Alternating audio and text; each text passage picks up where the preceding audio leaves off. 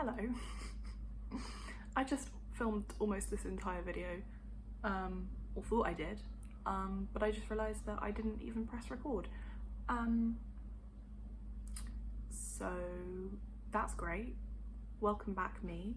Welcome to the new year. For God's sake, welcome to my roundup of my favourite books that I've read this year. I mean, last year. I'm also going to go over my goals and kind of like achievements for the year a little bit at the end, but basically I don't want to talk about it because the year was kind of weird and confusing in reading terms, and also for that reason most of these books I have talked about a lot before, and the majority of them were in my best books of the year so far video that I made in like beginning of July, because I did not enjoy reading as much in the second half of the year. But yes, I guess I'm just gonna take you through them all again. Why am I like this? Okay, so for God's sake, the first one is My Name Is Why by Lemn. So this is a memoir. The first three are memoirs, and I feel like because I've talked about them so much you can probably guess what they are, but yeah, My Name Is Why is about Lemn's childhood growing up in care, and his experiences trying to learn about his childhood, because his kind of records were denied to him basically.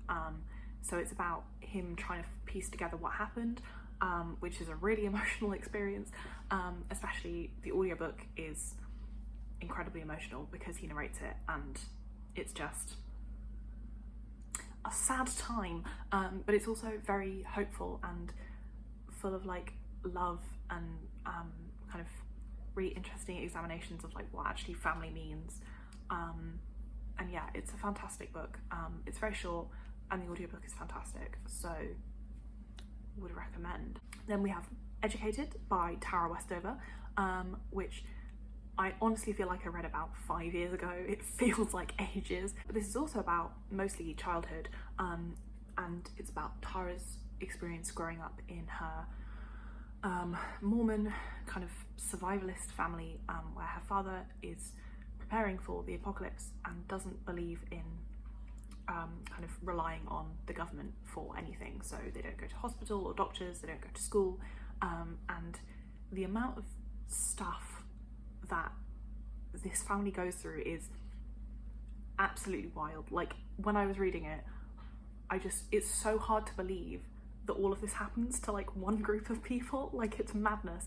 And then later in the book you also get Tara's like efforts to kind of relearn like the world basically, and relearn herself and her experiences, instead of what her family have like told her. Memoir number 3 is In the Dream House by Carmen Machado, which is about Carmen's experience in a abusive relationship with another woman, and she writes about it from kind of in different ways, in different genres, but also looking at it through kind of different lenses of like pop culture and queer theory, and just it's fascinating, and you can tell that like she is desperately trying to understand what she went through through looking at it in these different ways, and it is some of the best writing I've ever read. It's so beautiful, and just stunning, but I feel like everyone and their mother has read it by now, but if you haven't, get on that because it's great. Another really dark, depressing book is My Dark Vanessa by Kate Elizabeth Russell. I also listened to this on audiobook, which made it all the more harrowing. Good times. This is about Vanessa, who has a relationship with a teacher while she's at school, and it's also about her as an adult kind of coming to terms with the fact that this relationship was incredibly abusive and like horrible and wrong, and yeah, and how it's affected her life now, and it's one of the most affecting books I've read. It's incredibly, like, it's stuck with me more than anything else has. Like, I can still remember like the way that I felt when I was reading certain parts of it, and it's so uncomfortable and difficult, but also like the way that you get into Vanessa's head and you understand exactly what happened to her, and like how her brain works and how she's like almost manipulating herself. It's brilliant writing, and if you can read that kind of subject matter, I would really highly recommend it. Then we have Giovanni's Room by James Baldwin, which is a book that I've been meaning to read for ages. I'm so glad that I finally got to it because it is beautiful. So this is about an American man, I think. I can't remember it very well, but I know that I loved it. And he has this relationship in Paris with a man called Giovanni, and it's pretty dysfunctional and kind of stuff goes down, but yeah, the writing is incredible, and it's a classic for a reason, basically. I can't remember very much about it, but I know that while I was reading it, I was thinking like, I am going to reread this so many times and get so much out of it every time I read it. So it's just kind of, you know, like it's a staple book that I know that I will love for a long time to come.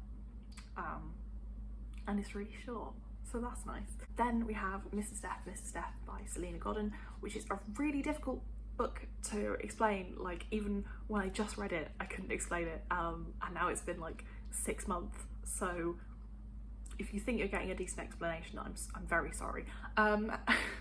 It's basically the story of a young boy called Woolf, and he kind of encounters Mrs. Death and sort of becomes like obsessed with her, and it's really, it's so hard to explain. This is like poetry about life, death, obviously, but like also London and storytelling and kind of histories, and hidden histories, and also like being sad, and I think I read it in a time where I just really needed it, because there are some lines in here that are so simple but they just cut right through me, and yeah, it's such a kind of simply written book, but it really affected me, and it's very important to me, so I love it. Then we have Minor Detail by Adania Shibli. This is translated from Arabic by Elizabeth Jacquette, and it's also really hard to summarise because it's so short, and like it's really hard to talk about it without just like saying everything and giving exactly what happens and really like dissecting it, because that's all I want to do when I talk about this book, is just really get into like the grit of it. But I think it's the kind of thing that you have to like experience for yourself. Basically it's a book of 2 halves. So the first half is about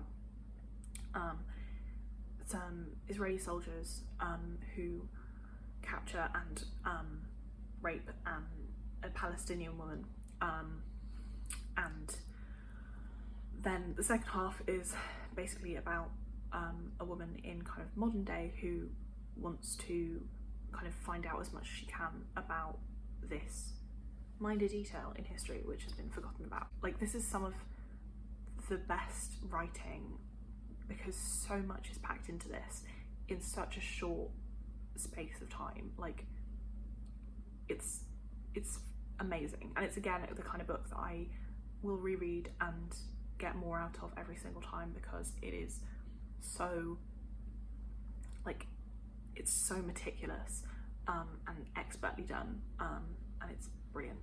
Then lastly, we have A Room of One's Own by Virginia Woolf.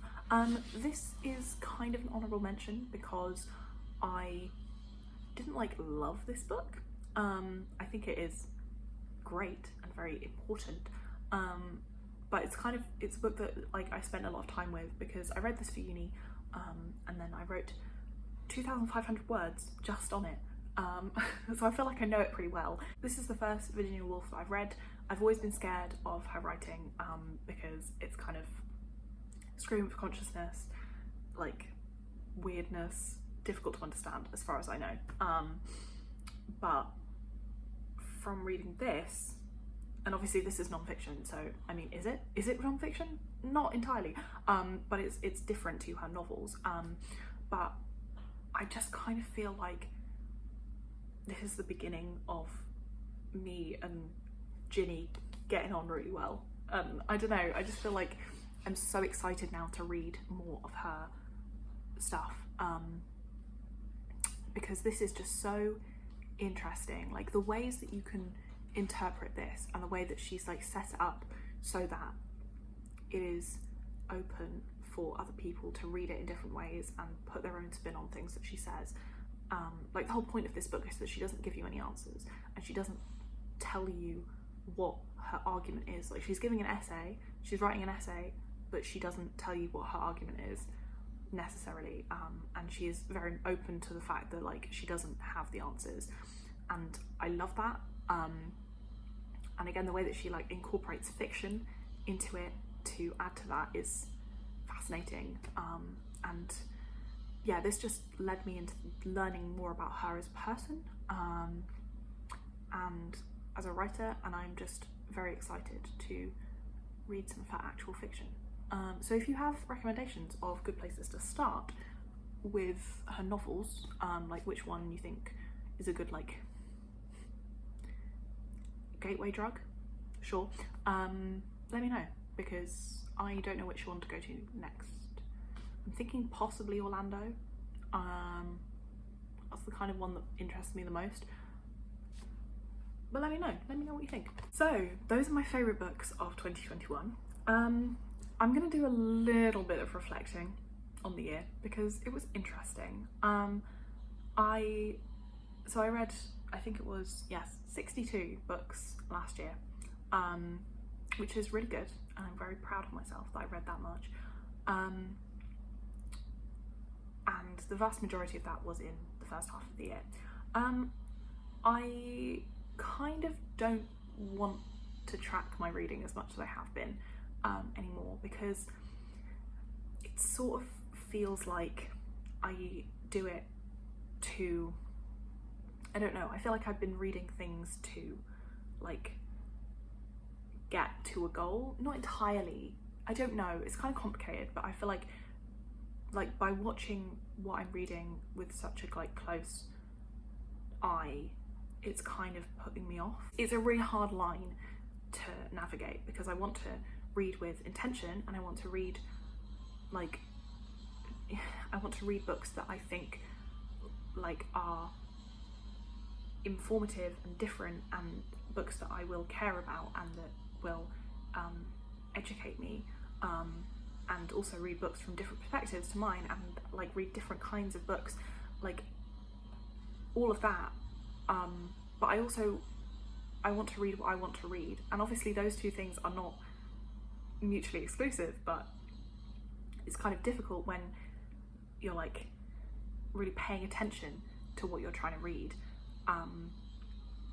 but also then having really long-winded, like long-term reading slumps, and you know, putting pressure on yourself to read stuff. So out of the 62 books I read, 13 of them were translated, which I think is pretty good, and also I read from lots of different languages that I hadn't read from before. I mean, I read French books and Japanese books, which is pretty standard for me, but I also read 2 books in Korean, one book from Korean, Danish, Spanish, Swedish, Arabic, Russian. So like I read kind of from different places, not as much as I did in 2020, that's fine. 36 of the books I read were from my TBR, which is pretty good, to be honest. I was kind of surprised by that because I felt like I was reading a lot like new books that I bought or books that I'd like just found on Scribd. I mean, I'm glad also that 16 of the books that I read were from Scribd, which I feel like justifies my subscription. One of the most interesting things I think is that I read 23 books in audiobook format, and that is more than any other like format. So I only read 14 hardbacks, 16 paperbacks and 12 ebooks, so those were all pretty even. But audiobooks I read far more of, and I mean that just really reflects where I was with my reading, because I didn't want to be concentrating with my eyes, I just wanted to be listening to things. Basically, 2021 was a weird year for reading, and in other ways too. So I'm gonna try, I think from now on, just to still read with intention and pay attention to what I'm reading, but not put pressure on myself and not put numerical goals on things. I mean, I might still put numerical goals on things because I think it is helpful to like have some kind of benchmark to see how I'm doing, and I find that it's like an easier attainable goal, rather than just saying read more of this, but I'm also just gonna read what I feel like, and we'll see how that goes. So anyway, thank you very much for watching, and thank you very much for sticking with me through last year. It was a weird one, and thank you for everyone who commented on my last video about ye olde depression. I really appreciate all of your nice, like, kind comments and thoughts. Yeah, that was a interesting video to make, but I'm glad I did it, and I just really appreciate everyone who commented, so thank you all very much. I might do my October to probably January at this point wrap up, but I also might not. Because to be honest, I didn't read a lot of books between October and December, and I didn't like love any of the ones that I did read. A lot of them I don't really have anything to say because I just kind of read them and they happened, basically. That's not because of the books, that's because of me. So I'm not sure if that will be worth doing. I might try and start again with just a January wrap up, but we'll see. Who fucking knows? I might, you know, put this out into the world and then disappear again for 6 months. I hope you like unexpectedness, because God knows I do. But let me know how you're doing in the comments. Hit me up, chat to me about things, and yeah, I will hopefully see you soon.